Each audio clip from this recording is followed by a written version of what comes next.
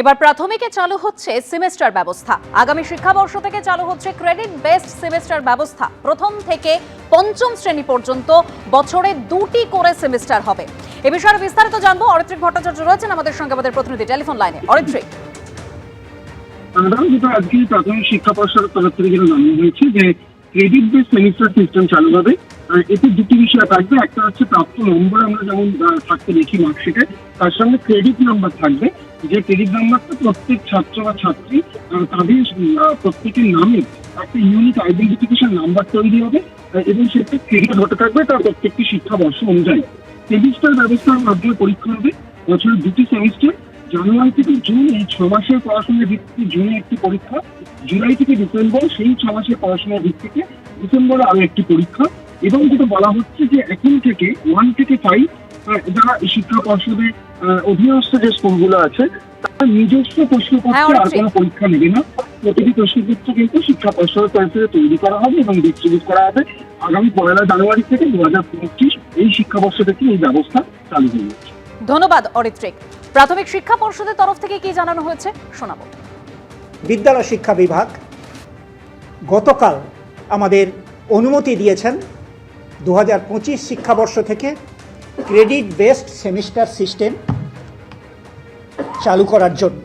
আমাদের এনসিইআরটি আমাদের বলে দিয়েছিলেন যে একটা ন্যাশনাল কারিকুলাম ফ্রেমওয়ার্ক বানিয়েছিলেন, তার উপর ভিত্তি করে আমরা কিন্তু তাকে ফলো করে, পুরোটাই আমরা ফলো করিনি, আমাদের রাজ্য যে শিক্ষানীতি রয়েছে সেই শিক্ষানীতির প্রাসঙ্গিকতা মেনে নিয়ে এবং তার প্রয়োগ আমাদের রাজ্যের বিশেষভাবে সেই প্রয়োগের কথাটা মাথায় রেখে আমরা কিন্তু এখানে ক্রেডিট বেসড সেমিস্টার সিস্টেমের যে কারিকুলাম ফ্রেমওয়ার্ক এটা কিন্তু আমরা তৈরি করেছি।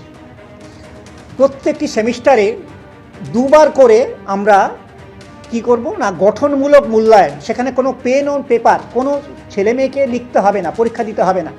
তারা শিক্ষকরা, আমাদের মাস্টারমশাইরা, তারা কিন্তু ছেলেমেয়েরা সার্বিকভাবে কিভাবে তারা লেখাপড়া করছে, তারা অর্থাৎ ধরুন আমি বলছি ক্লাসরুম টিচিং, সেখানে যিনি পড়াচ্ছেন একজন স্টুডেন্ট, সেখানে তাকে ওই সিলেবাসে ওই পাঠ্যপুস্তকের 1 ক্রেডিট দেওয়া হবে যদি কোনো কন্টেন্টে 15 ঘন্টা পড়ানো হয়। নদিয়া সীমান্তে গ্রেপ্তার বাংলাদেশি অনুপ্রবেশকারী। নদিয়ায় ফের গ্রেপ্তার 3 বাংলাদেশি অনুপ্রবেশকারী। পুলিশের জালে মানব পাচার চক্রের 3 দালালও ধানতলা, হাঁসখালী ও গাংনাপুর থানা এলাকা থেকে গ্রেপ্তার করা হয়েছে। এদের ধৃতদের রানাঘাট মহকুমা আদালতে পেশ করা হয়।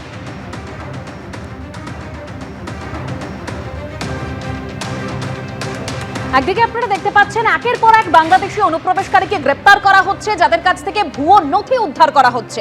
অন্যদিকে ক্যানিং থেকে ধৃত জাভেদ মুন্সি, কাশ্মীরি সন্দেহভাজন যোগী, তার সম্পর্কে আরো চাঞ্চল্যকর তথ্য প্রকাশ্যে আসছে।